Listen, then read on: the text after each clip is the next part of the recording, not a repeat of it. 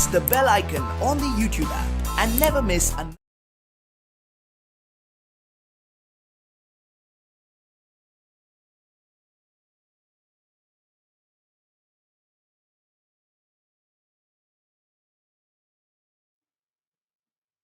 Hello dear students, welcome back to biology discussion class.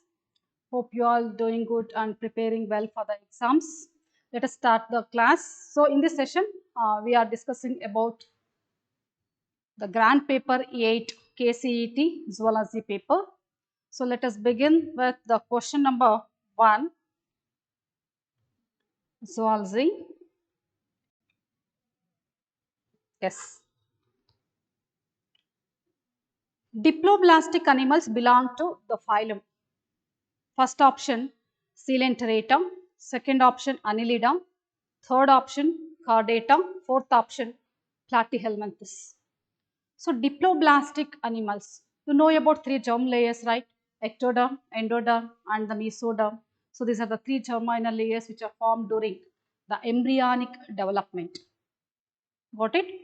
So, depending upon the number of germ layers in the developing embryo, formed in the developing embryo, the animals are classified into two types, diploblastic animals and triploblastic animals. So, what are diploblastic animals? Diplo means presence of two germinal layers. So, what are the two germ layers? And the animals which are having the two germinal layers. Okay. So, let us see the diploblastic animals in the sense. So, those animals which have two germ layers. The outermost is the ectoderm and the inner is the endoderm. So, these animals are having, diploblastic animals are having only two germ layers, outer ectoderm and the inner endoderm, and the third germinal layer mesoderm, no, that is absent, okay, which is present between the ectoderm and the endoderm, no, it is absent. So, instead of mesoderm, what is present? Jelly-like and undifferentiated layer is present, that is called as mesoglea anta ಹೇಳ್ತೀವಿ. Undifferentiated anta ಹೇಳಿದ್ರೆ in the future this layer is not going to form or to develop any tissues and organs. So it is from these three germ layers only all the tissues and organs of the body are formed. No? So it is in mesoglea. No? So the mesoglea is an undifferentiated layer which will not develop into, which will not give rise to any tissues and organs of the body. So an undifferentiated layer which is called as mesoglea is present between the ectoderm and endoderm instead of the mesoderm. So only how many germ layers are present in diploblastic animals? Only two germ layers are present in diploblastic animals. Okay, that is outer ectoderm and the inner endoderm, and mesoderm is absent between them. Okay, so such animals having only two germ layers during their embryonic development. Okay, they are called as what? Diploblastic animals. Okay, so example ನಾವು ಯಾವುದನ್ನ ಕೊಡಬಹುದು diploblastic animals ಗೆ? Two phylums. The animals of the two phylums like phylum Coelenterata and the phylum Ctenophora are the diploblastic animals. Okay, and coming to the triploblastic. So triploblastic animals anta ಹೇಳೋದಾದ್ರೆ, so which is having those animals having third germinal layer that is present between the ectoderm and the endoderm, that is called as the mesoderm. Okay, so the animals which possess all the three germ layers, ectoderm, outer, middle is mesoderm and inner is endoderm, all the three germ layers are formed during the embryonic development. So such animals are called as triploblastic animals. Okay, the animals from phylum Platyhelminthes up to Chordata are the triploblastic animals. Okay, so in the given option, the diploblastic animals belong to the phylum Coelenterata. They have given, of course, this is the right answer because the animals of the phylum Coelenterata having only two germ layers during their embryonic development, that is ectoderm and the endoderm. So this is the right option. So when we move on to the other options, like the second option is Annelida, they have given, and Chordata is the third option, and the fourth option they have given Platyhelminthes, right? So Annelida, Chordata and Platyhelminthes, as I said, from the phylum Platyhelminthes up to Chordata, all animals are triploblastic only. Okay, so the only diploblastic animals among these options is the phylum Coelenterata. Okay, so what is the correct option then? First one is the right option. Got it? Then we will move on to the next question. Question number 2. Yes. Which one of the following is an exclusive character of class Mammalia? The options given are the presence of muscular diaphragm. Second one is internal fertilization. Third one is homeothermy. And the fourth one is the presence of fourth chambered heart. So these are the 4 options given. So among this, which of the following? Of course, all the characters they have given, no, they are the characteristic features of class Mammalia. Of course, we human beings also belongs to class Mammalia, no. So we have all these 4 characters, okay. But which is the exclusive character? Exclusive character in the sense, the character which is shown only in the animals of the class Mammalia and none of the other animals, no other animals except the class Mammalia have shown this character. Andre particular character class Mammalia ಬಿಟ್ಬಿಟ್ಟು ಬೇರೆ ಇನ್ಯಾವುದೋ animals ಅಲ್ಲಿ ಇರಬಾರ್ದು. Okay, ಅದನ್ನ ನಾವು unique character ಅಥವಾ exclusive character ಅಂತ ಹೇಳಿ ನಾವು ಕರಿತೀವಿ. So of the 4 characters of class Mammalia, the exclusive character is the presence of muscular diaphragm. Okay, we all know that muscular diaphragm which helps in breathing Allah, so which is present between the upper thoracic cavity and the lower abdominal cavity, right? So it separates the thoracic chamber, thoracic cavity from the lower abdominal cavity, right? So presence of muscular diaphragm is one of a unique character, exclusive character of class Mammalia. Okay, no other animals shown this character except the animals of class Mammalia. And when you look at into the second option, that is internal fertilization. So fertilization, you know, right? So it is the fusion of haploid male and the female gametes. It is called as fertilization anta heltivi. So fertilization may take place internally, that is in the body of the female, or the fertilization may occur outside, that is in the outer environment, right? Or in the external environment we can say. So accordingly, the fertilization is called as internal fertilization if it is happening in the female body, or if it is happening outside the female body in the external environment, we can call it as external fertilization. Okay, so here internal fertilization. In human beings, fertilization is internal only, and where exactly it happens, I will tell you later. Okay, that is in the fallopian tube, exactly in the ampulla region. So in human beings, internal fertilization, but not only the animals of class Mammalia show internal fertilization, there are other animals which belongs to various phyla, they also show internal fertilization. Okay, so this is not an exclusive character. And the third one is homeothermy. So what is homeothermy here? So the ability to maintain a constant body temperature is called as homeothermy. The animals which are able to maintain a constant body temperature are called as homeothermic animals. Okay, so among animals which are we can say warm-blooded animals also, so these animals are able to maintain a constant body temperature, that is irrespective of changes in the external environment. So whatever the temperature in the external environment, but body temperature will remain always constant. Okay, so such animals which are able to regulate their constant body temperature, they are called as homeothermic animals. So apart from class Mammalia, the class Aves, the birds which belongs to class Aves, no, so they also are homeothermic animals. So this is not an exclusive character of class Mammalia. And the last option they have given is the presence of fourth chambered heart. So heart, you know that in human beings, class Mammalia, heart is fourth chambered only, no, with the 2 atria and the 2 ventricles. But it is not an exclusive character because birds also having fourth chambered heart. Okay, the animals of class A is also having fourth chambered heart.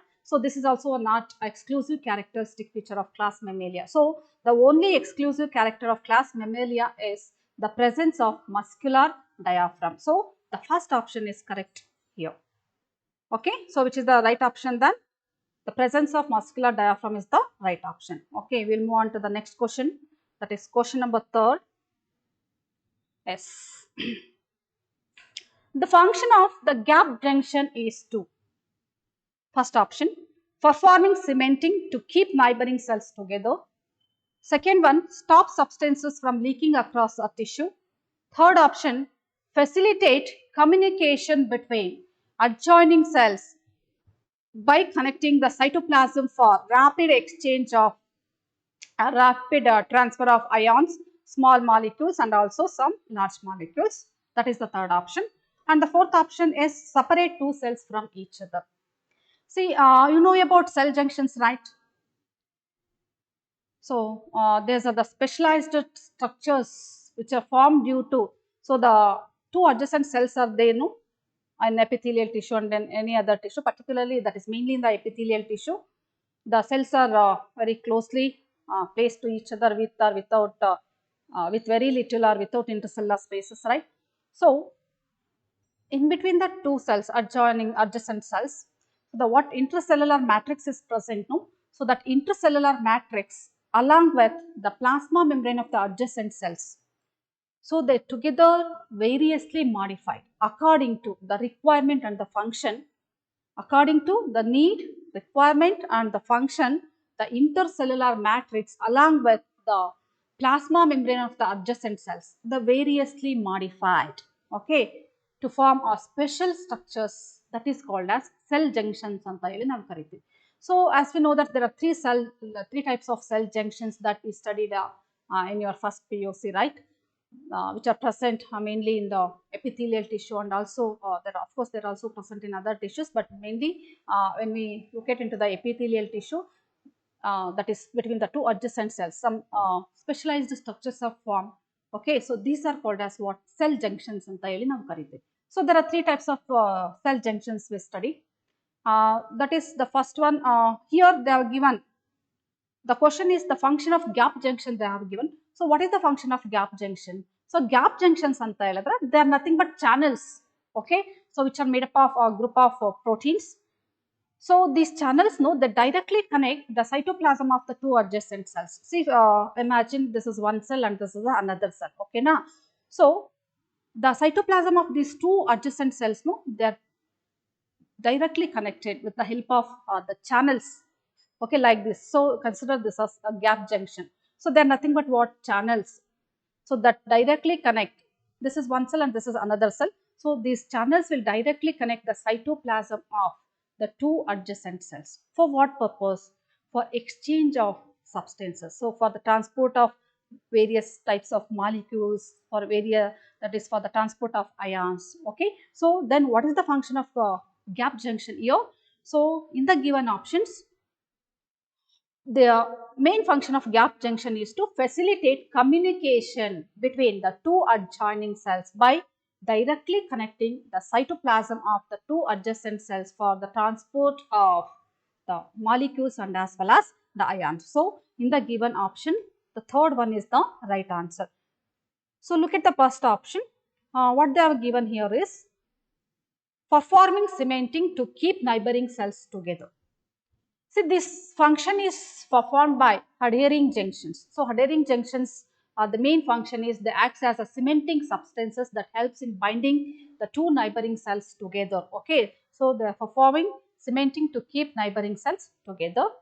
Then second option, they stop substances from leaking across a tissue. So this is the function of tight junctions. So tight junctions ನಾವು ಎಲ್ಲಿ ನೋಡ್ತೀವಿ? ತುದಿನಲ್ಲಿ ನೋಡ್ತೀವಿ, cell ತುದಿನಲ್ಲಿ. See, the apical portion ಏನಿರುತ್ತಲ್ವಾ, ತುದಿನಲ್ಲಿರ್ತಕ್ಕಂಥ portion, the apical portion of the two adjacent cells ಏನಿರುತ್ತೆ, so they are fused, okay, to form a tight junctions. ಯಾಕೆ ಅಂತ ಹೇಳಿದ್ರೆ to prevent the leakage of substances across the tissue, the tight junctions are present, okay. So that is the prevention of leaking of, to stop the substance from leaking across a tissue is a functioning of tight junction, and to facilitate communication between the two adjacent cells by directly connecting the cytoplasm for exchange of molecules and ions, that is the function of gap junction. So the third one is the right option. What the fourth option they are given, they separate two cells from each other, okay. So this is not the functioning of cell junction. So the right option here is the third one, okay. Third one is the right answer. Then next question, question number 5, okay. Yes. Matrix secreting cells of cartilage are known as, first option osteoblast, second option fibroblast, third option chondrocytes, fourth option mast cells. Matrix secreting cells of cartilage, you know about cartilage alla. It's a type of special connective tissue.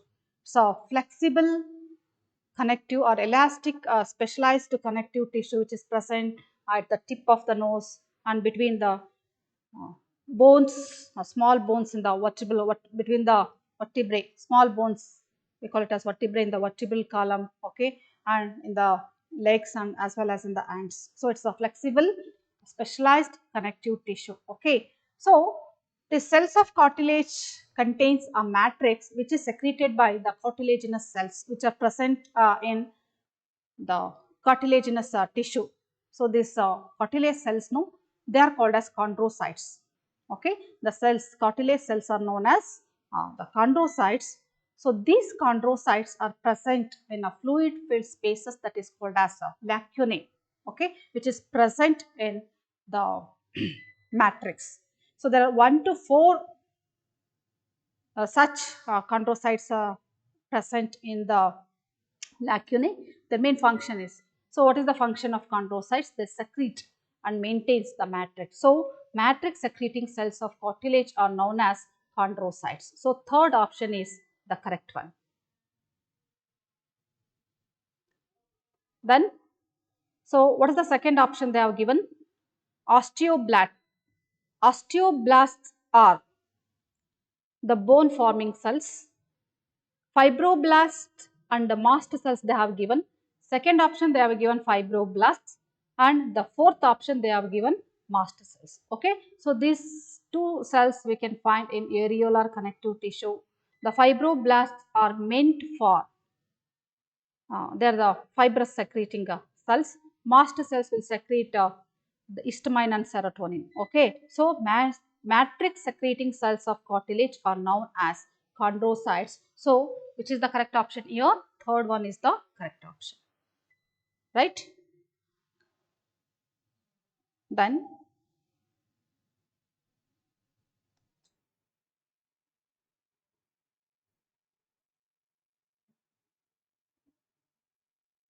yes, we move on to the next question.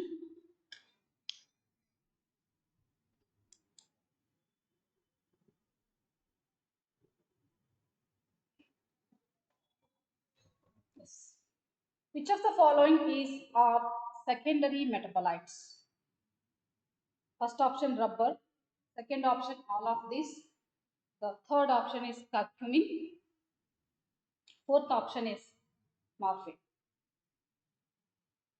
See, we know that there are thousands of compounds which are present in the body of living organisms, right? So these compounds have a major role in a body's physiological functions. Like if you take amino acids, sugars, they have a major role in the body's metabolism, right? And they're mainly involved in the body's physiological processes like growth, development, reproduction, respiration. So they have a known role to play in the living organisms. So they're playing a major role. Okay, such metabolites we call it as primary metabolites in thyroid. And there are certain metabolites which are produced by certain plants, fungi, and microbes. They do not have a major role in body's metabolism or in the body's physiological processes, but they are useful to mankind in one or the other way. Okay, these we call it as secondary metabolites. You can ಅವೇನಂತ ಕರಿತೀವಿ secondary metabolites ಅಂತ ಹೇಳಿ ಕರಿತೀವಿ. So ಯಾವುದು ಹಾಗಾದ್ರೆ secondary metabolites? If you take about alkaloids ತಗೊಳ್ಳಿ, alkaloids, drugs, okay, toxins, essential oils, okay, polymeric substances. So these are all the secondary metabolites we can say. So they are not directly involved. They do not have a major role to play, but they are helpful to mankind in one or the other. You know, like drugs ಆಗಿರ್ಬೋದು, alkaloids ಆಗಿರ್ಬೋದು, toxins, so essential oils, okay, so rubber. So all these things are useful to mankind, right? So such metabolites we call it as the secondary metabolites. ಅವಕ್ಕೆ ನಾವೇನಂತ ಕರಿತೀವಿ? Secondary metabolites ಅಂತ ಹೇಳಿ ಕರಿತೀವಿ. So among these, which of the following are the secondary metabolites? Rubber.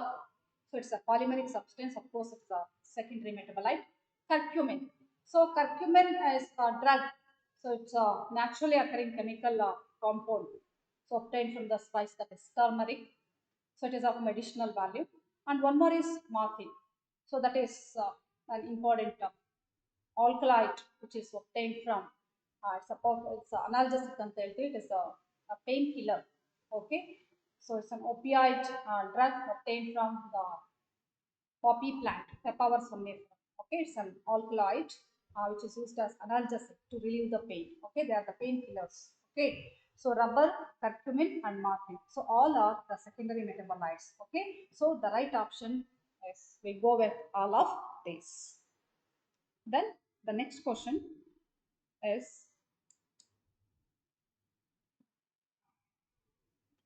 the bond energy of which of the following chemical is most important form of energy currency in the living organism? First option, none of this. Second option, adenosine diphosphate.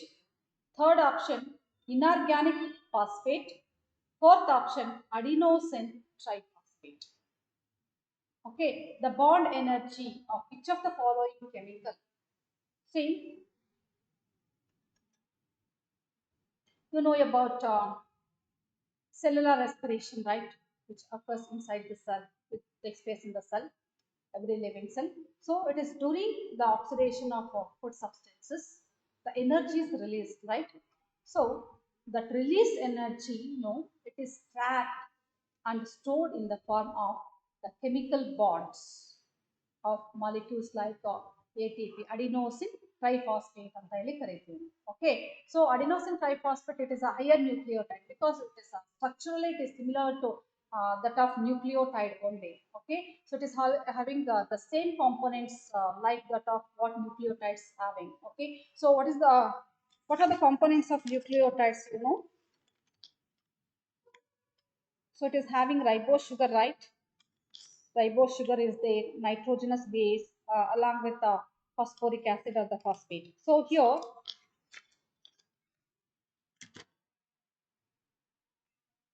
uh, ATP is also a higher nucleotide. Its structure is similar to that of nucleotide, but except in the number of phosphate it possesses. Okay, so like that, like the nucleotide, uh, ATP is also having a pentose sugar, that is the ribose sugar.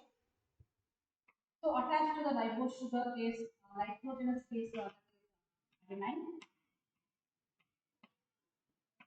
and a row of 3 phosphate is attached to the ribose.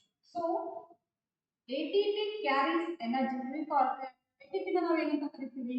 We call it as energy currency of the cell ಅಂತ ಹೇಳಿ ಕರಿತೀವಲ್ವಾ? Why we call it so? Because this ATP carries energy. Where it carries energy? It carries energy in the terminal bonds of phosphate. Okay, so ATP carries energy in its terminal phosphate bonds. So these are the high energy rich bonds. Second and the third phosphate bonds, no? So they are the high energy rich bonds, and the breakdown of these bonds releases energy, and that energy is utilized by the cellular activities. Right? So we call it as the ATP, we call it as the energy currency of the cell and the electron. So the bond energy of each of the following chemical is the most important form of energy currency ಅಂತ ಹೇಳಿದ್ರೆ ಏನಿರುತ್ತೆ, that is the energy currency in the living organism is the adenosine triphosphate. So it carries the energy in the terminal phosphate bonds. Okay, so the right option here is adenosine triphosphate. So when ATP breaks down, forms inorganic phosphate, ADP and inorganic phosphate, no energy is released. Got it? Then we'll move on to the next question. Question number 8. Grab this.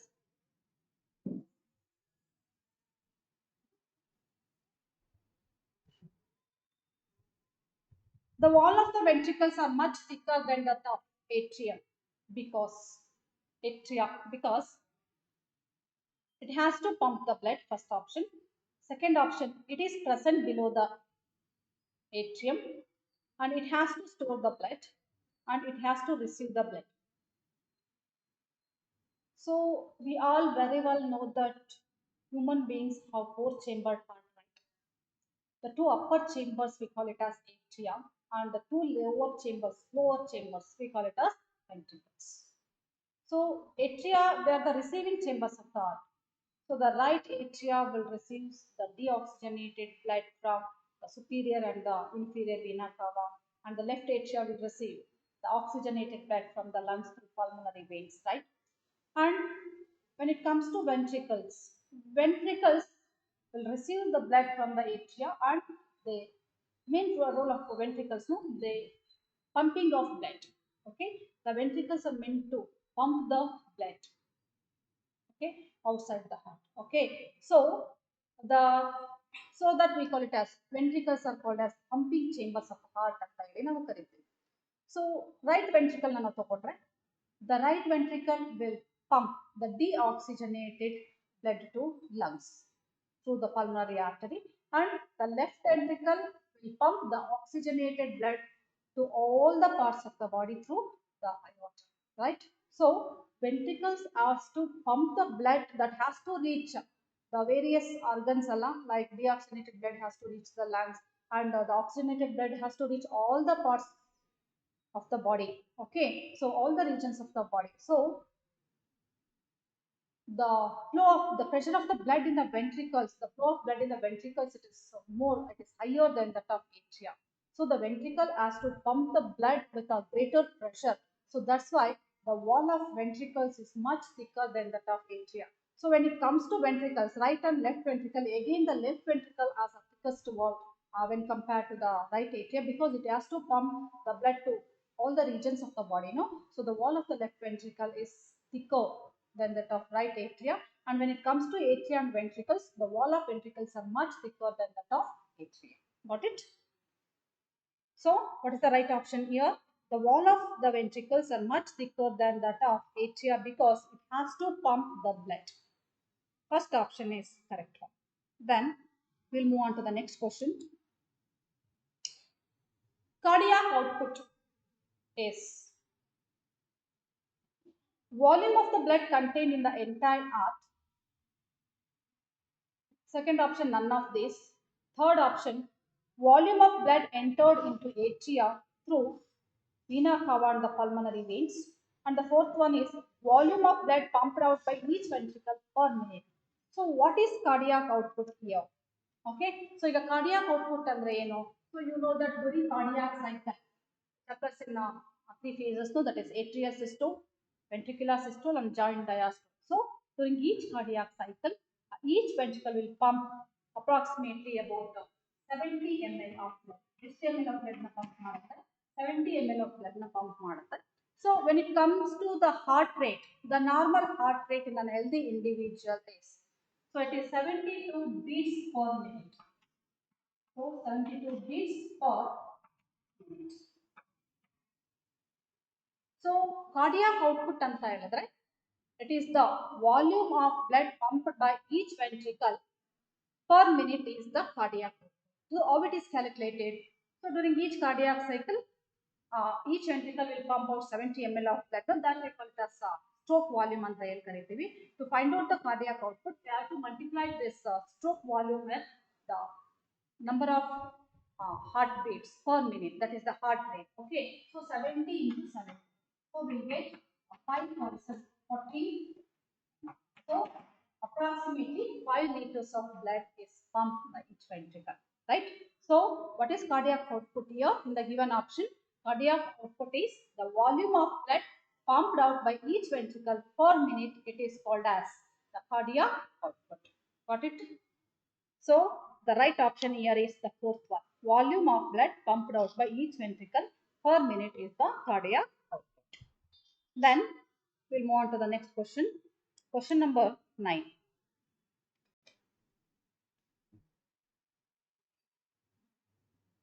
In cortical nephrons, the PCT is very long, the loop of Henle is short, third option the DCT is short, and the fourth option the loop of Henle is long.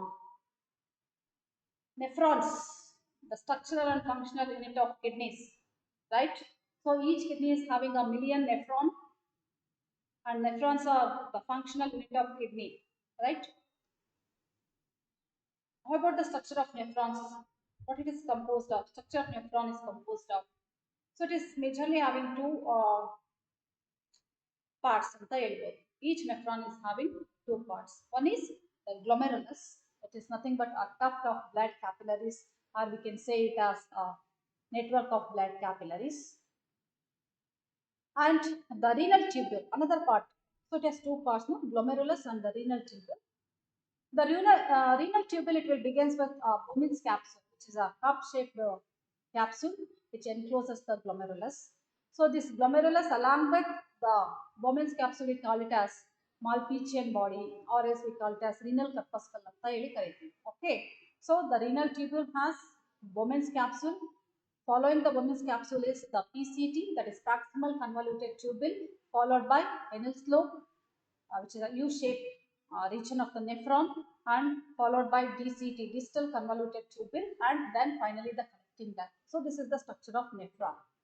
So if you take a longitudinal section of kidney now longitudinal section the internal structure now ನೋಡಿದಾಗ we can find two regions inside the kidney only.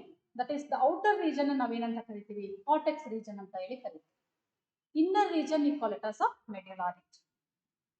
So the nephrons now, so it is having different regions like renal corpuscle, that is glomerulus along with Bowman's capsule, PCT, Enel's lobe, DCT, collecting duct. So among this the Malpighian body, that is glomerulus along with Bowman's capsule, proximal convoluted tubule and distal convoluted tubule, no, they are located in the outer region of the kidney, that is the outer cortical region of the kidney. Whereas Enel's lobe, okay, so the Enel's lobe maybe the length of the Enel's lobe may be short or it may be a long. Okay, it lies in the medulla region. See, in most of the nephrons, the Enel's lobe is too short. It is very short and it dips or it extends only little into the medulla region of the kidney. Okay, so such nephrons where the Enel's lobe is short and dip only into the little, only little into the medulla region of the nephron are called as cortical nephrons. But in some nephrons, so ಕೆಲವೊಂದು nephrons ಅಲ್ಲಿ ನಾವು ನೋಡಿದಾಗ the loop of Enel is very long.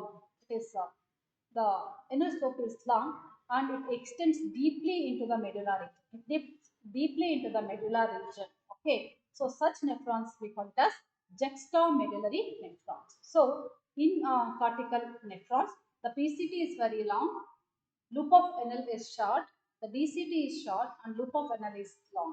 So in cortical nephron, the loop of Enel is short and it will extend only very little into the medulla region of the nephron. So that is we call it as, such nephrons we call it as cortical nephrons. So ಹಾಗಾದ್ರೆ cortical nephrons ಅಲ್ಲಿ Enel's lobe short ಇರುತ್ತೋ long ಇರುತ್ತೋ, Enel's lobe ಏನಿರುತ್ತೆ short ಇರುತ್ತೆ. So in cortical nephrons the loop of Enel is short.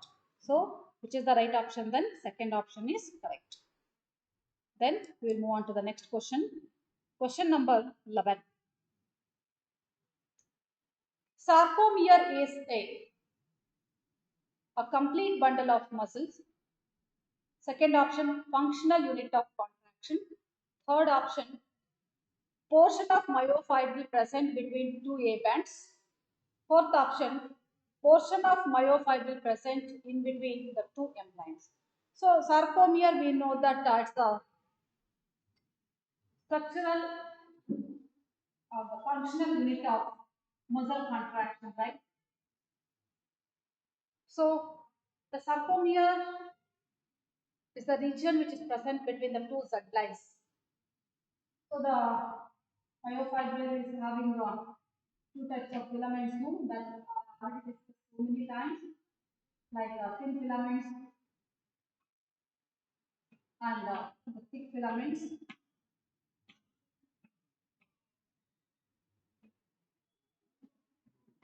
So this is the area we call it as A band.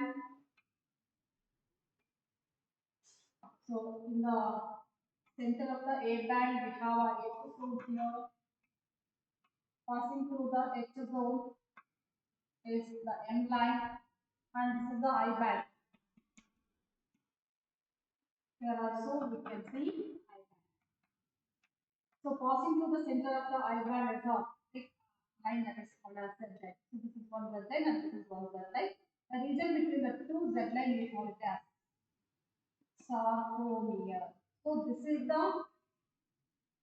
region which is present between the two Z lines. We call it as sarcomere, which is called as functional unit of contraction.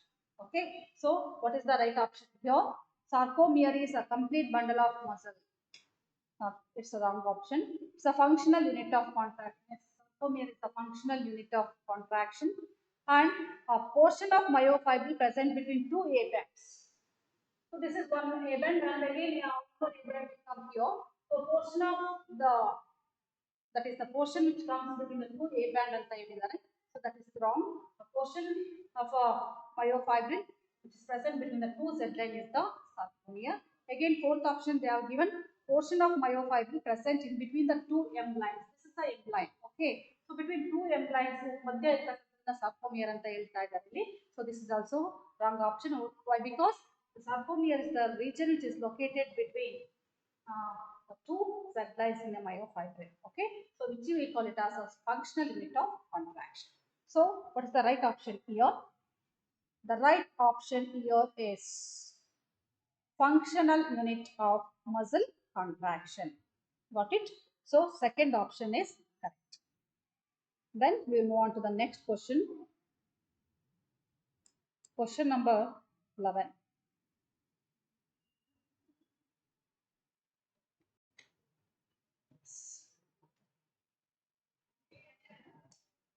Afferent nerve fibers transmit impulses from first option from central nervous system to the smooth muscles. Second option from the central nervous system to the involuntary organs, and from the central nervous system to the concerned peripheral tissues and organs, and from the tissues and organs to the central nervous system.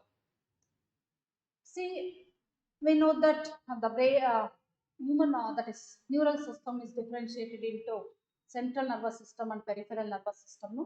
The central nervous system it is located in the central axis. We call it as brain and spinal cord. They constitute the central nervous system. And peripheral nervous system anta helidre the nerves arising from the CNS, central nervous system. What are all the nerve fibers? All the nerve fibers which are associated with the CNS, no, this is called as peripheral nervous system. Got it? So the nerve fibers of peripheral nervous system, okay, we can say there are two types, like afferent nerve fibers and efferent nerve fibers. So afferent nerve fibers anta helidre, so the afferent nerve fibers will transmit impulses of the following options. The afferent nerve fibers transmit impulses anta kelidare. ಎಲ್ಲಿಗೆ impulses na illinda illige transmit ಮಾಡುತ್ತೆ. So the afferent nerve fibers will transmit impulses from tissues and organs to the central nervous system. Got it? So two types of nerve fibers na ನಾವು ನೋಡ್ತೀವಿ ಅಲ್ವಾ peripheral nervous system ಅಲ್ಲಿ, afferent nerve fibers, efferent nerve fibers. Afferent nerve fibers will transmit impulses from tissues and organs to the central nervous system, whereas the efferent nerve fibers will transmit impulses from CNS to the concerned tissues and the organs.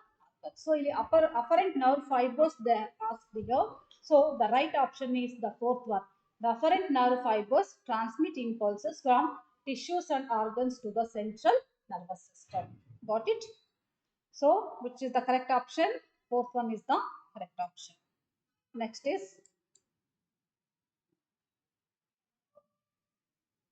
next option, next question. Question number 12. Hormone which interact with membrane bound receptors normally do not enter into the cell and generate secondary messenger. Second option, generate secondary messenger. Third option, don't enter into the cell. Fourth option, enters into the cell. Enters into the cell. See, hormones ಬಗ್ಗೆ ನಿಮಗೆ ಗೊತ್ತಿದೆ ಅಲ್ವಾ? They are the non-nutrient chemicals they will act as chemical messengers. Okay, so they are produced by the endocrine glands and they produce their effect. They bring about biochemical changes in the target tissues, right? So once these hormones are released by the endocrine glands, so they are released into the blood, and the blood carries these hormones to the target tissues, target cells and tissues. So once they reaches the target cell, we can say tissue. So these hormones produce their effect. How they produce their effect? They bind with the receptors. Okay, so which are present on the membrane of the target cell, or else they bind with the they enter into the cell and they bind with the intracellular receptors. So that results in the formation of hormone receptor complex. So this hormone and receptors, they are specific. Only particular hormone can bind with a specific substrate, right? So the receptors are specific to a particular hormone. So once they bind with the receptors, the resulting structure we call it as hormone receptor complex. So that will bring about a biochemical changes in the target tissues, right? So basically we have two types of hormones. We can see two types of hormones like lipid soluble hormones and lipid insoluble hormones. So lipid soluble hormones. Say for example, we can give best example steroid hormones, testosterone, estrogen. They are the steroid hormones. They are lipid soluble hormones. So as they are lipid soluble, they are able to cross. They can easily pass through the lipid bilayer membrane. Okay, so a lipid bilayer of the plasma membrane, so that as they pass the lipid bilayer of the plasma membrane, they directly enter the cell. So once they enter the cell, there they bind with the intracellular receptors, and that will bring about a biochemical change. Okay, but on the other hand, one more type of hormones we can see, that is lipid insoluble hormones. So like peptide hormones, insulin, glucagon, amino acid derivatives like adrenaline hormone. Okay, so these are lipid insoluble, so they cannot pass through the lipid bilayer of the plasma membrane, so that they cannot enter into the cell. So as they cannot enter into the cell, how they produce their effect? So they produce their effect by binding with the membrane receptors which are present on the plasma membrane of the target cell. So ಈಗ target cell ಯಾವುದು hormones cell ಒಳಗಡೆ entry ಆಗಲಿಕ್ಕೆ ಆಗಲ್ಲ. So because they are not able to cross the lipid bilayer membrane as the lipid insoluble, so the effect produce ಮಾಡುತ್ತೆ. How those hormones will produce their effect in the target cell ಅಂದ್ರೆ a target cell membrane ಏನಿರುತ್ತಲ್ವ plasma membrane, it is having receptors, hormone receptors. So these hormones, the hormones which are not able to enter the cell, they will bind with these membrane receptors which are present on the plasma membrane of the target cell. So that results in the hormone receptor complex. Okay, once this is formed, they will generate second messenger like CAMP, CGMP, calcium ions. So they bind with the membrane receptors and they generate a second messenger that in turn produces, in turn stimulate, that is, those secondary messengers will bring about biochemical changes in the target cell. So that's how the cellular metabolism is regulated. The functioning of the cell is regulated. Okay, so the question here is hormone which interact with membrane bound receptors. ನಾನು ಹೇಳಿದೆ ಅಲ್ವಾ ಯಾವುದು the hormones which interact with membrane bound receptors. ಯಾವುದು hormones? Lipid insoluble hormones. Okay, they bind with, they interact with membrane bound receptors. They do not enter the cell because they are unable to pass through the lipid bilayer plasma membrane. So that they bind with the membrane receptors and they produces the secondary, or they generate second messengers. Okay, so in the given option, the hormones which interact with membrane bound receptors normally they do not enter into the cell and generate second messenger. So the right option here is, because in the second option they are given secondary messenger anta kottidare, that is the correct option. They do not enter into the cell, that is also correct. And fourth option they are given enter into the cell membrane, they enters into the cell. Okay, so that is a wrong with respect to the hormones which bind to the membrane receptors. So both 2 and 3 are correct. So both they do not enter into the cell and generate secondary messenger. Got it, students? Then we'll move on to the next question. Question number 13. Phenotypic ratio in plant snapdragon in F2 is, first option 1 is to 2 is to 1, second option 1 is to 1, third option 2 is to 1, and fourth option 3 is to 1. See, they give us snapdragon plant, okay, Antirinus major. So this plant is an example showing incomplete. It's an example for the plant which is showing incomplete dominance, right? So what is the phenotypic ratio of incomplete dominance? That is 1 is to 2 is to 1 is the ratio of incomplete dominance, right? So I will explain how this ratio will form.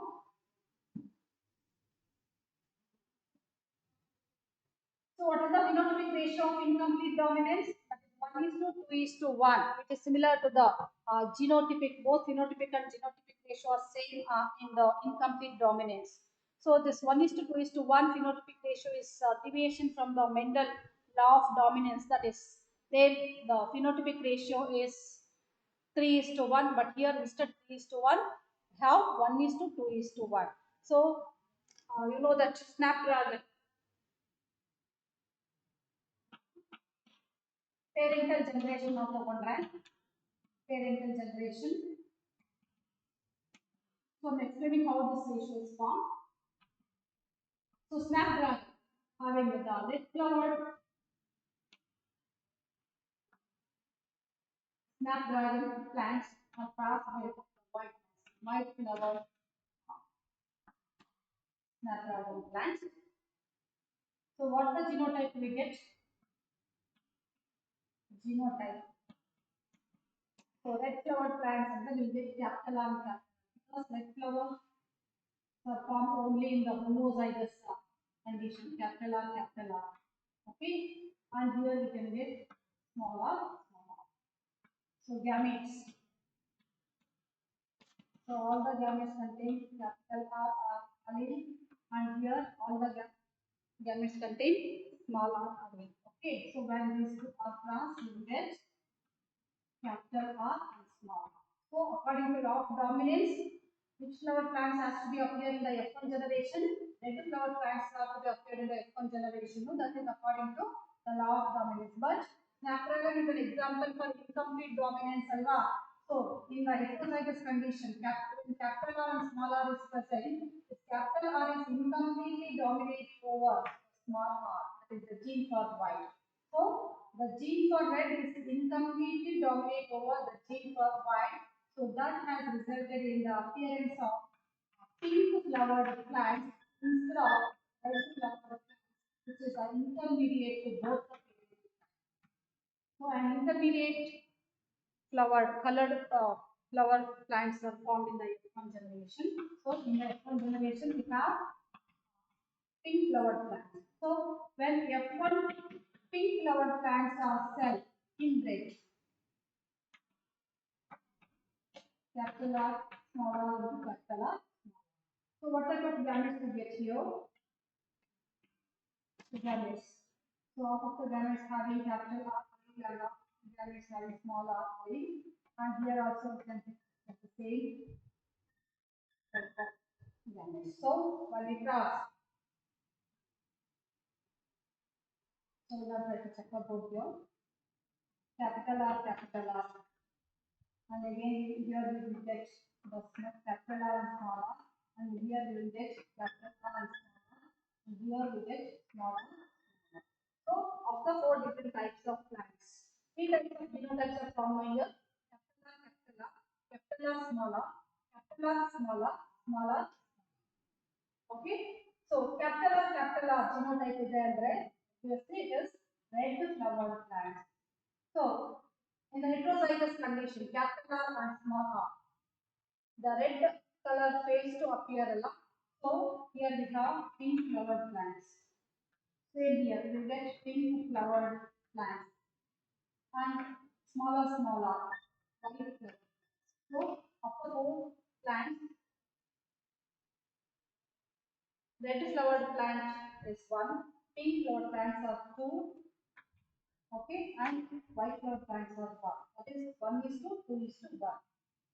So, ಎಷ್ಟು types of plants or phenotypically ಎಷ್ಟು type of plants produce ಆಗುತ್ತೆ?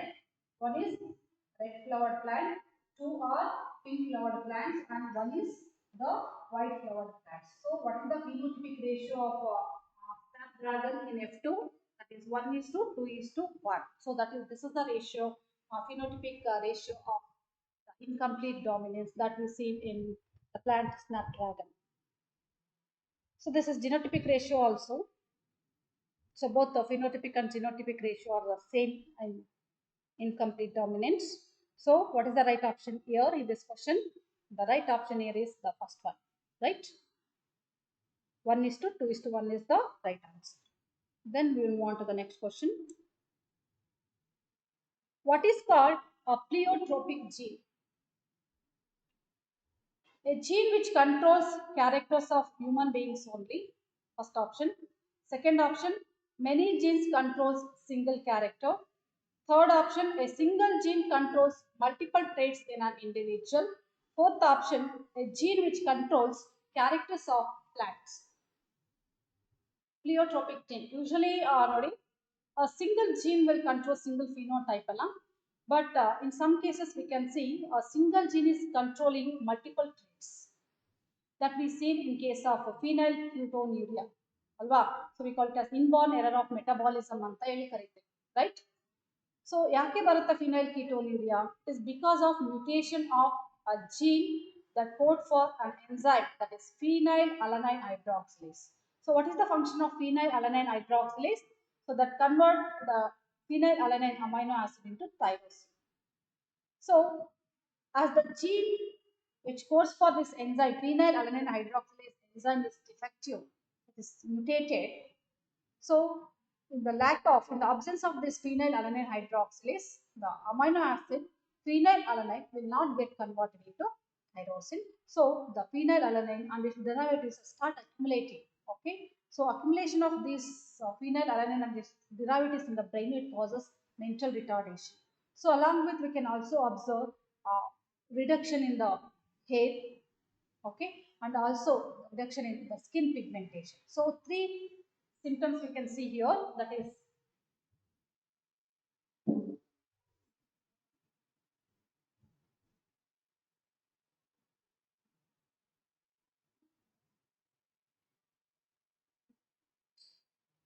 three symptoms of here. No? One is mental retardation,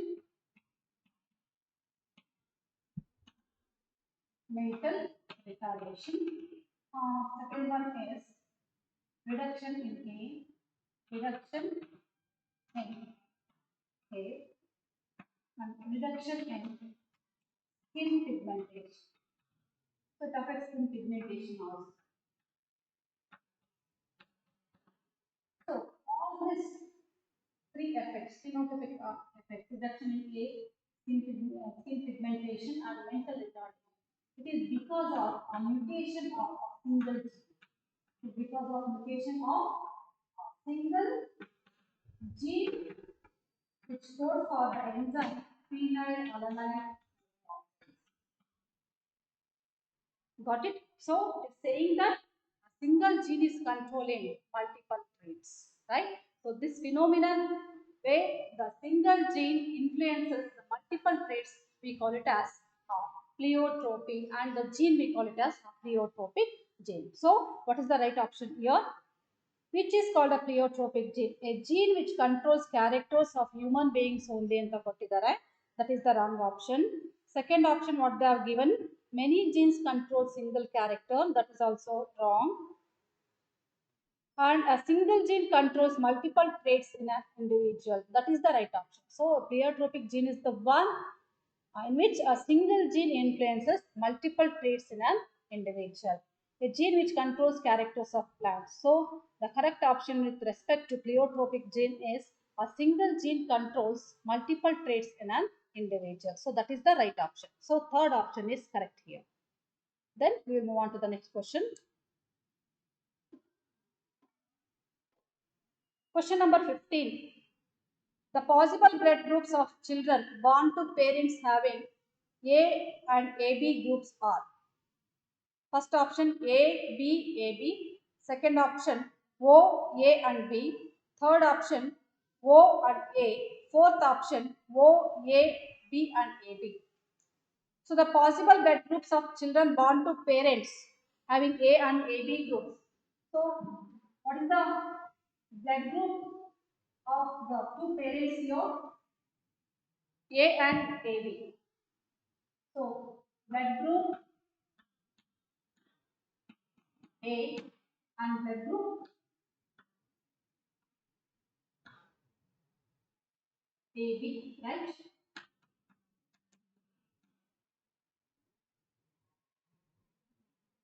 So what are the blood groups? The possible blood groups in the children born to these parents. That is A and AB blood group parents. Okay, blood group A.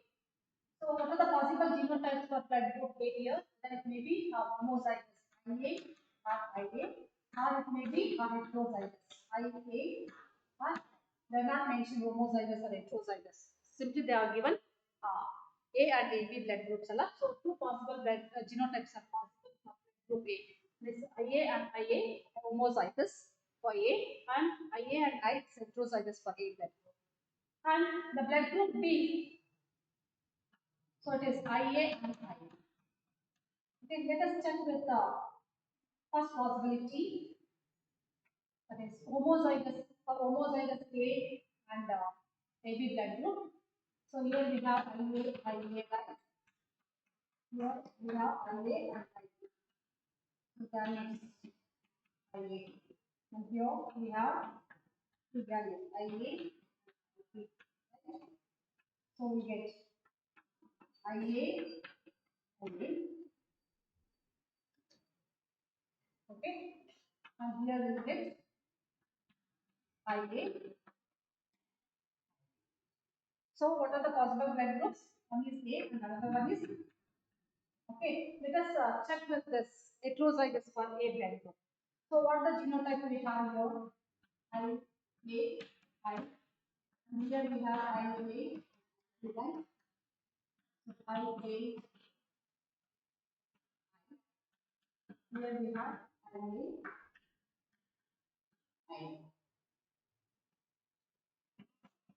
I, A, I, A,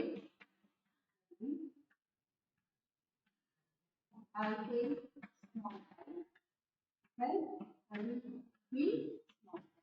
So here we have a blood group. We get A, B blood group here, and again here we get B blood group. So what are the possible blood groups? A, right? AB, A, B, A, AB, A already, and then B. So the parents with A and B blood group, so the children can have the possibility of either blood group, that is either A, AB or B. Got it? So the right option here is the first one. The possible blood groups of children born to parents having A and AB blood groups are A, AB, and this is the third one, that is the B. So the children have either A blood group or B blood group or AB blood group. So first option is correct here. Then we will move on to the next question. Question number 16. What is the correct sequence of sperm formation? First option, spermatid, spermatocyte, spermatogonia, and spermatozoa. Second option, spermatogonia, spermatocyte, spermatid, and spermatozoa. Third option, spermatogonia, spermatozoa, spermatocyte, spermatid. Fourth option, spermatogonia, spermatocyte, spermatozoa, then spermatid they are given. Okay, now, so sperm formation, where occurs, it is in the seminiferous tubules of the testes in males, right? So the sperm forming cells, we call it as the immature male germ cells that is called as spermatogonia. So these are present inside wall of seminiferous tubules or right. So this spermatogonia, the sperm forming cells, no, they are obviously they are diploid in nature. So the spermatogonial cells, they undergo repeated diploid in nature. Okay, so spermatogonia, they undergo repeated mitotic division and produce. So it occurs in three phases. Spermatogenesis. First is multiplication phase, which is characterized by mitosis and division, followed by growth phase. Okay, where the spermatogonial cells, by accumulating the nutrient materials, they increase in size. That is the growth phase, and the primary spermatocyte will enter into the maturation phase, and the maturation phase is characterized by meiosis cell division. Got it?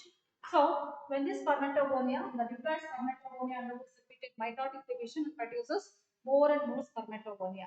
Okay, not all the spermatogonia will enter into the next phase, that is the growth phase.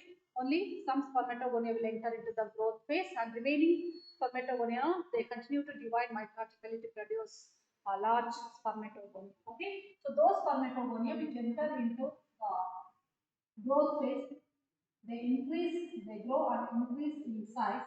Now they are called as the primary spermatocytes, which are still diploid. These are called as the primary spermatocytes. These are called as primary spermatocytes. Now these primary spermatocytes will enter into maturation phase, which is characterized by meiosis cell division. So these primary spermatocytes undergo meiosis first cell division, which is a reductional cell. Okay, so that will give rise to two, as it is a reductional division, it gives rise to two haploid daughter cells. They are called as secondary spermatocytes. What are these called? Secondary spermatocytes.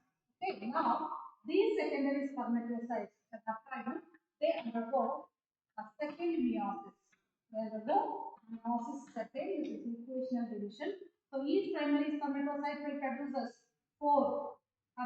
Each primary spermatid will produce four daughter cells. No, so a total of four spermatids have formed from the two secondary spermatocytes, which are so these are called as what? Spermatids. Now these spermatids will undergo morphological and physiological changes and transform themselves into motile forms or the spermatozoa. Spermatozoa. Got it? So, what is the correct pathway or the correct sequence of sperm formation here? Spermatogonium, then spermatocyte, then spermatid, then spermatozoa. So, this is the correct sequence of sperm formation. Got it? So, in the given option, which is the correct one? Second option is correct one, because in the first option they are given directly the spermatid. So first they have to give spermatogonia should come first. Then in the second option they are given spermatogonia, spermatocyte, correct, spermatid, spermatogonia, spermatocyte, primary and the secondary spermatocyte, then spermatids, then spermatozoa. So second option is correct. So when you look at into the third option, spermatogonia, after spermatogonia, they directly given spermatozoa, so this is wrong. And here also same thing, the spermatogonia, after spermatogonia, they have given a spermatocyte, that is correct. And they have given spermatozoa instead of spermatid. Okay, so this is wrong. So the right option is second one, spermatogonia, then spermatocyte, then spermatid, and then spermatozoa. Got it? Yes.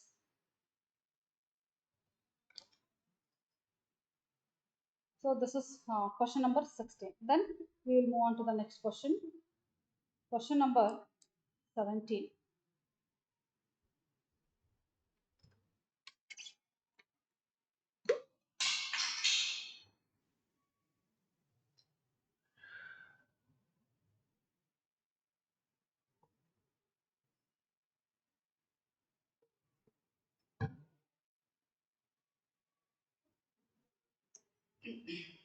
Yes, question number 17. Which of the following layers in an antral follicle is acellular? First option, zona pellucida. Second option, granulosa. Third option, theca interna. Fourth option, stroma. So you know about antral follicle, the Graafian follicle, which is having a fluid filled cavity, that is antrum, no? So that's called as antral follicle on the end. So what is present in the antral follicle? We have a secondary oocyte, okay, which is surrounded by zona pellucida. Then we'll find a fluid filled cavity that is called as antrum. Then a few layers of membrana granulosa. Then these granulosa cells are covered by theca interna, then theca externa. So these are all the things which we see in Graafian follicle or the antral follicle. So among these, which of the following layer is acellular anta kelidare? So in an antral follicle, the acellular layer is the zona pellucida. Okay. So the secondary oocyte, which is surrounded by this acellular layer, that is called as zona pellucida. This is the acellular layer which is formed from a glycoprotein complex. Okay, this is the acellular layer in the antral follicle. So the acellular layer in an antral follicle is the zona pellucida. So the right option here is the first one. Then next, remaining the theca interna, that is granulosa cells. The granulosa cells are the cellular layers. Got it? But the zona pellucida is made up of that glycoprotein. It is a acellular layer. So right option is first one. Then we will move on to the next question. Fertilization in human being takes in or at. First option, follicle. Second option, ampulla region of the fallopian tube. Third option, cervix. Fourth option, isthmus. So fertilization, you already know it's the fusion of the sperm with the egg, right? So process of the fusion of haploid male and the female gamete. Where fertilization takes place in human beings? So in human beings, fertilization takes place in the female reproductive tract. Where exactly in the female reproductive tract? You know the region of fallopian tube, no? So which is differentiated into three portions. So what is the three portions of the fallopian tube?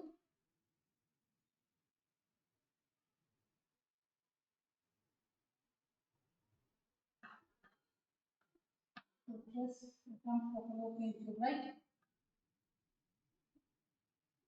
So the broad funnel shaped region of the fallopian tube, which is closest to the ovary, no? So this is called as infundibulum.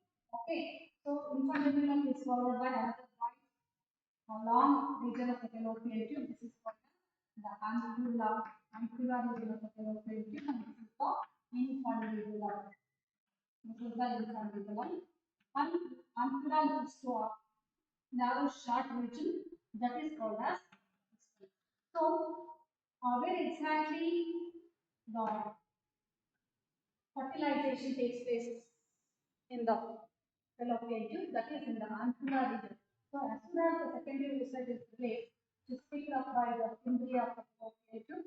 So, this secondary oocyte is carried to the ampulla region, where the phenotype receives the form. So, this is the region where exactly the fertilization takes place in human beings. That is ampulla region of the fallopian.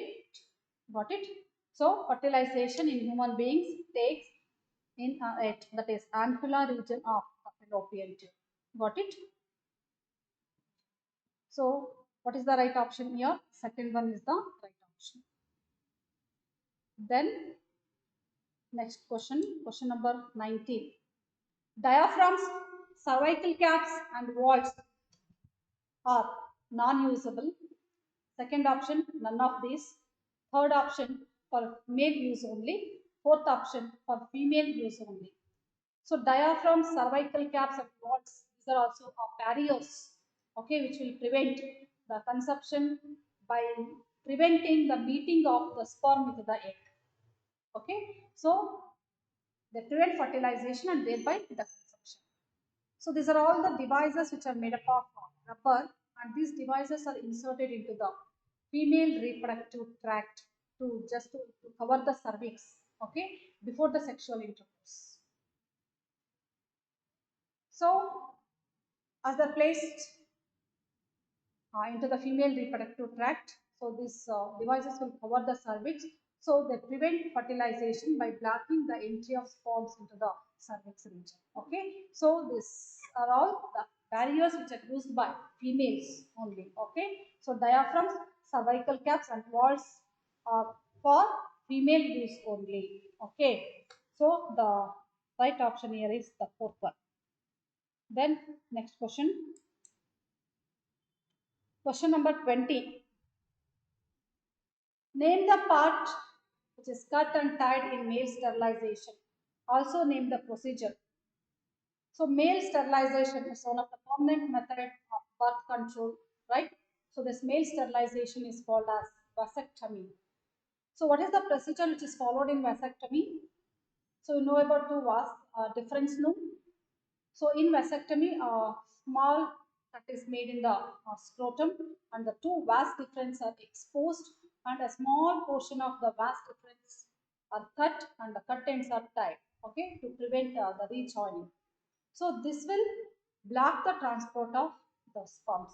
The sperms which are produced in the testis, no, they are unable to reach the urethra, okay, so that the semen will contain, the semen is with no sperms. Okay, so this will prevent the conception by blocking the transport of sperms.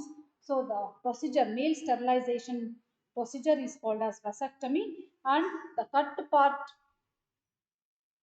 is the two vas deferens. So the right option here is the first one. So what is going to cut in the male sterilization? The two vas deferens are going to cut along. So the first is vas deferens, and this procedure is called as male sterilization procedure is called as vasectomy. So first is vas deferens and then vasectomy. So second option, vas deferens and tubectomy. So tubectomy is a female sterilization technique. So vasa in the third option and fourth option they have given vasa efferentia, vasa efferentia. So no vas deferens is cut, not is the vasa efferentia. Okay. So what is the right option? First one is the right option. Vas deferens and vasectomy. Then we'll move on to the next question. Question number 21. Which of the following STDs is or curable? So these are sexually transmitted diseases spread through sexual intercourse. First one is syphilis, and second one they have given chlamydiasis and syphilis. Third option chlamydiasis. Fourth option they have given AIDS. So syphilis, that is caused by Treponema pallidum, and chlamydiasis is caused by Chlamydia trachomatis, causative agent of chlamydiasis, and AIDS is caused by HIV virus. So among the three diseases which are given, STDs which are given here, syphilis and chlamydiasis are the curable ones, but AIDS is an incurable disease. So if a proper treatment, if they are detected early and the proper treatment is taken, both syphilis and chlamydiasis can be cured, but not the AIDS. So the curable diseases are, the correct option will be second one, both chlamydiasis and syphilis. So second option is correct. Then we'll move on to the next question.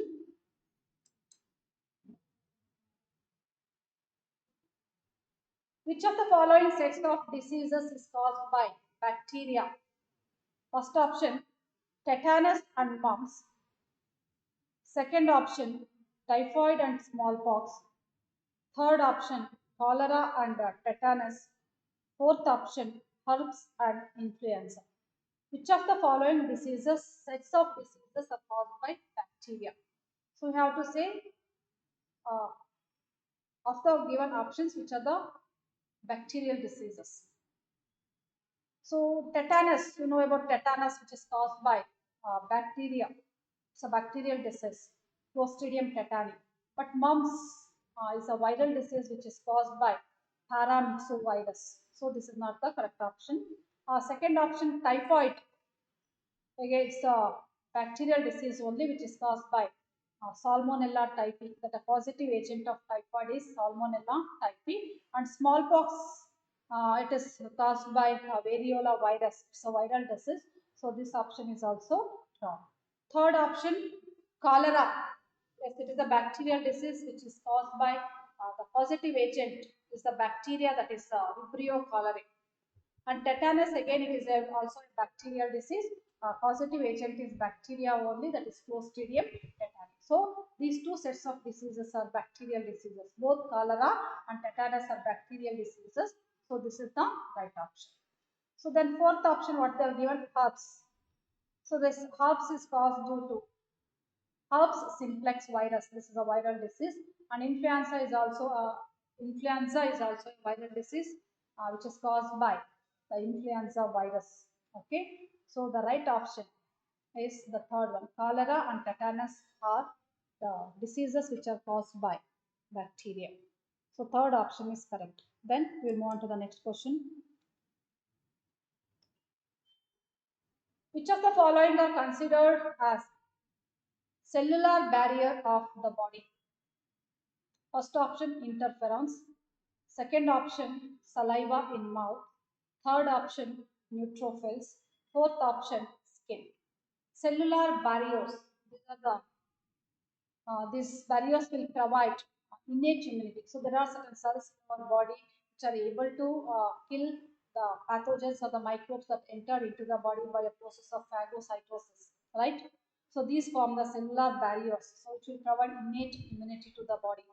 So among these, the cellular barriers include. So first option, they have given interferons. So interferons are not cellular barriers. They are the cytokine barriers. They are antiviral chemicals which are produced by the virus infected cells. Okay. So what is the function of interferons? So they will make the cell resistant to virus. They prevent further viral infection, right? So interferons are the cytokine barriers. Saliva in the mouth. So it's the physiological barrier. So the saliva is having lysozyme enzyme that will kill the bacteria. No? So it's a physiological barrier. Neutrophils. So polymorphonuclear leukocytes, that is the neutrophils ಅಂತ ಏನು ಹೇಳ್ತೀವಿ ನಾವು. So that is a cellular barrier, okay, which able to kill the pathogen by a process that entered into the body by phagocytosis, right? So neutrophils form a cellular barrier of the body.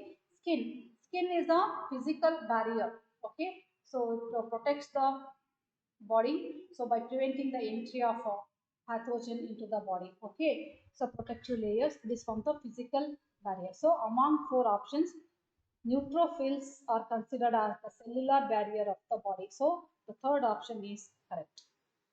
Then we'll move on to the next question. The next question is question number 24. The flower tops, leaves and resins of cannabis sativa are used to produce. First option, all of these. Second option, charas. Third option, hashish. And fourth option, marijuana. So these are all the cannabinoid drugs which are obtained from the plant, that is hemp plant ಅಂತ ಹೇಳ್ತೀವಿ, that is cannabis sativa. So the flower tops ಮತ್ತು leaves, resins ಏನಿರುತ್ತೆ, they are used in various combination to produce a powerful combination of, that is powerful drugs like ganja, charas, hashish, bhang, marijuana. Okay, so all these are obtained from the plant, that is cannabis sativa. So the right option is, so all the options are given here, right? Charas, hashish, marijuana. So all these are produced from the flower tops, leaves and resins of this plant, cannabis sativa. Okay, so the right option here is the first one. All of this is correct. Then next question. Which one of the following is a stimulant? First option, they have given opium. Second option, heroin. Third option, cocaine. Fourth option, LSD. Stimulants, nothing but, so the stimulants are the drugs which stimulate the nervous system, alva. So they make the person awake for a longer time, okay, and they make the person very active, very alert, right? So among the following option, which one is a stimulant? Opium. So opium is not a stimulant, okay. So this opium like morphine and morphine and codeine, no? So they are the opiate drugs along. So these are analgesic in nature. They are the painkillers. They are not stimulants. And heroin is a depressant. Okay, it's a synthetic morphine which is obtained from the distillation of this morphine. So heroin is a depressant. It's not a stimulant. Instead, it is a depressant. It will slow down the body function. Then cocaine is a powerful central nervous system which is obtained from the cocoa plant. Okay, that is Erythroxylum coca. So cocaine, among the following options, the cocaine is the most powerful central nervous system stimulant. Got it? Then LSD. So LSD is hallucinogen, a powerful hallucinogen, okay, which is obtained from the ergot, so which is an extract obtained from the fungus, okay. So of the four options, the stimulant is the cocaine. Opium is analgesic, heroin is depressant, cocaine is a stimulant, LSD is a hallucinogen. So the right option here is the third one, cocaine is a stimulant. Then next question. Photosynthesis in opensia is done by first option fruits, second option roots, third option leaves, fourth option stem. So photosynthesis, you know, that is the preparation of food by using simple compounds like carbon dioxide, water, and sunlight, which is taken up by the green plants. So open shade, that photosynthesis in open shade. Open shade, you all know it is a desert plant, right? It is living in desert where there is a scarcity of water. So to conserve the water, this plant has various modification, has various adaptation. Like the leaves, it has no leaves. Open shade has no leaves because the leaves are modified to form spines. ಯಾಕೆ spines ಆಗಿರುತ್ತೆ leaves? To reduce the rate of transpiration, to minimize the water loss. So ಎಷ್ಟು ಸಾಧ್ಯನೋ ಅಷ್ಟು ವಾಟರ್ನ conserve ಮಾಡ್ಕೋಬೇಕು. So ಹಾಗಾಗಿ ಜಾಸ್ತಿ water evaporate ಆಗದೇ ಇರೋ ಥರ ಸೊ ಟ್ರಾನ್ಸ್ಪಿರೇಷನ್ ರೇಟ್ನ ಕಡಿಮೆ ಮಾಡಲಿಕ್ಕೆ leaves get modified to spines. So when leaves are modified to spines, who will take the functioning of, who will do the functioning of, who will prepare the food for the plant to survive. So the photosynthesis function is taken out by the stem. So in opensia, the stem, as leaves are modified to spike, the stem is modified to form a flat green structure that will carry out the process of photosynthesis, right? So photosynthesis in opensia is done by stem. Fourth option is correct. The next question.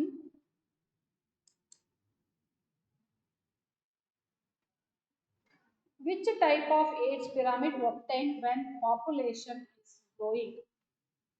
First option, bell-shaped age pyramid. Second option, square-shaped pyramid. Third option, triangular age pyramid. Fourth option, arm-shaped age pyramid.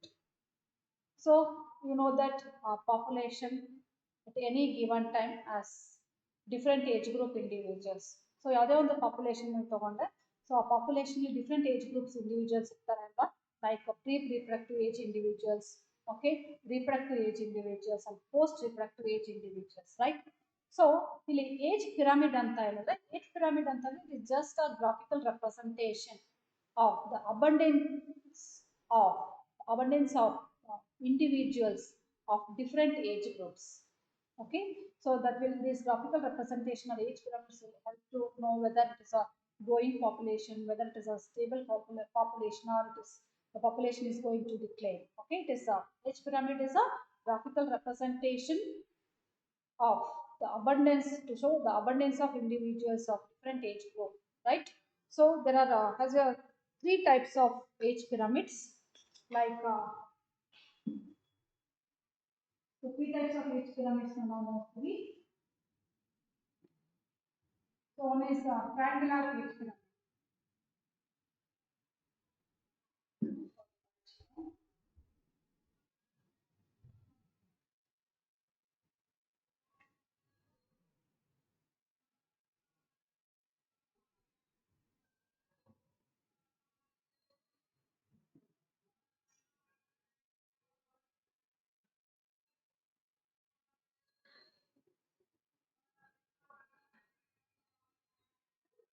is a triangular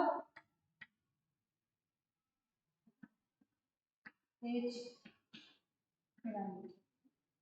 So in the age pyramid, the pre-reproductive individuals appear at the base, and in the middle we have reproductive age group people, and here we have post-reproductive age group people. Okay.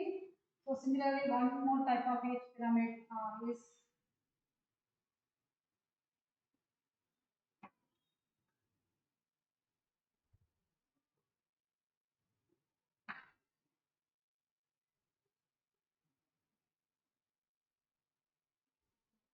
this is a bell shape.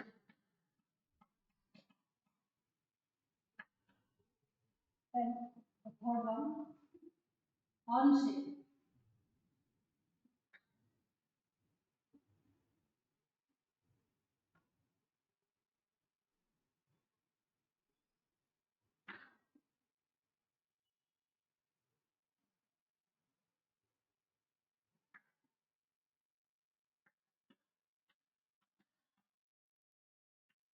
Horn-shaped age pyramid.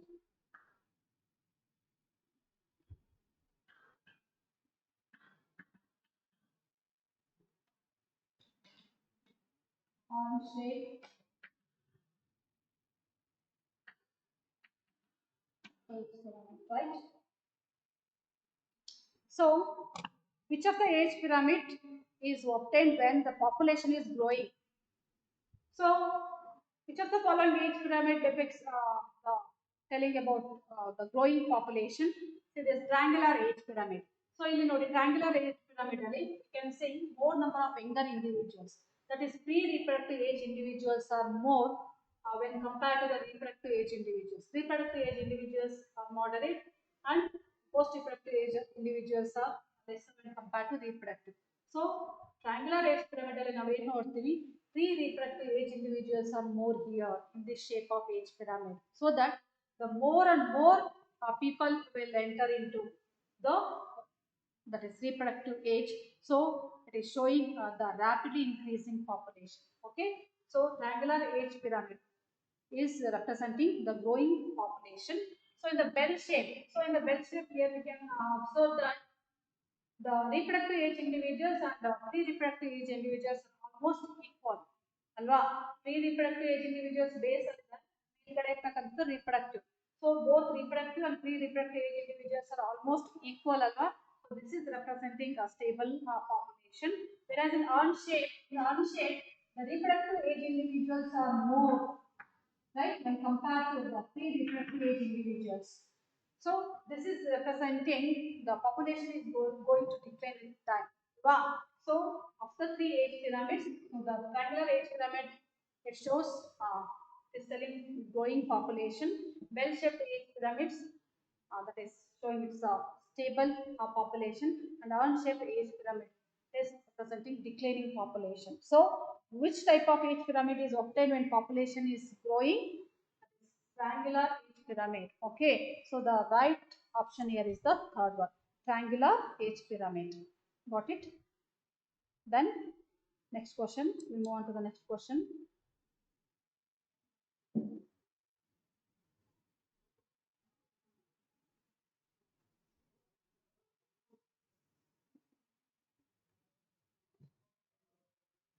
The active chemical drug reserpine is obtained from papaver, second option atropa, third option datura, fourth option rauwolfia.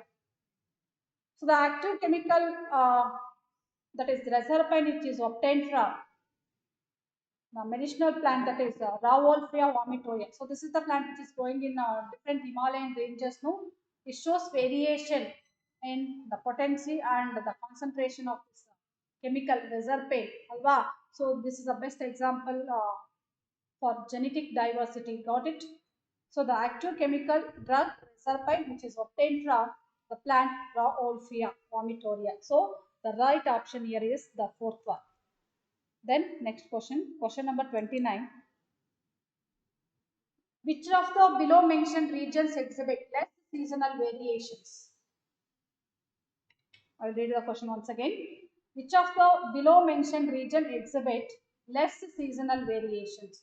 First option, temperates. Third option, alpines. Second option, alpines. Third option, both tropics and temperates. Fourth option, tropics. So you know that tropical region is located near the equator, no? It is less seasonal when compared to the temperate. Okay, so in the tropical region, it is almost having most constant and a predictable environment, right? So that it supports maximum biodiversity. So maximum biodiversity is more in tropical region or temperate region. It is more in tropical region, no? Because of less seasonal variations in the tropical region. Almost constant environment irutte. So these favorable environmental conditions irodrinda, so that will support a maximum biodiversity. So more species richness is seen in the tropical region because of its less seasonal variation. Okay, it is less seasonal and it is almost having a constant environment. So which of the below mentioned region exhibit less seasonal variation? That is the tropics. So the right option here is the fourth one. Tropical regions exhibit less seasonal variations. So tropical regions are located near the equator and they show less seasonal variation. Almost the environmental conditions which remain constant, and these regions also get more solar energy. That's the reason of maximum biodiversity in the tropical regions. Got it? So the right option here is the fourth one. Then next question. The main function of Fimbria fallopian tube is, first option, help in development of ova. Second option, help in development of ovary. Third option, help in collection of the ovum after ovulation. Fourth option, help in fertilization.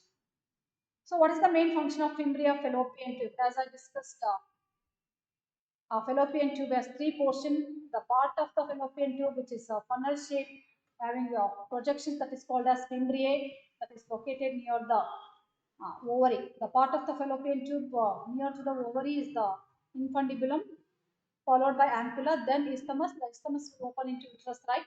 So the infundibulum region of the fallopian tube, which is funnel shaped and having the projections, that is called as fimbriae. What is the main function of fimbriae?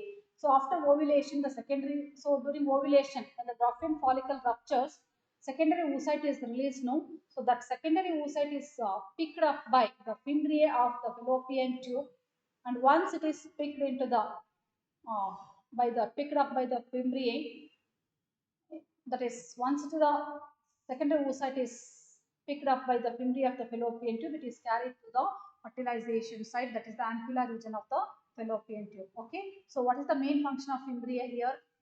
It is the given option. The correct option is the main function of fimbriae of fallopian tube is help in the collection of ovum after ovulation. Okay, that is the functioning of fimbriae of the fallopian tube. So the right option here is the third one, which helps in the collection of ovum after ovulation. Okay, got it? So question number 30. So all the questions finished, students.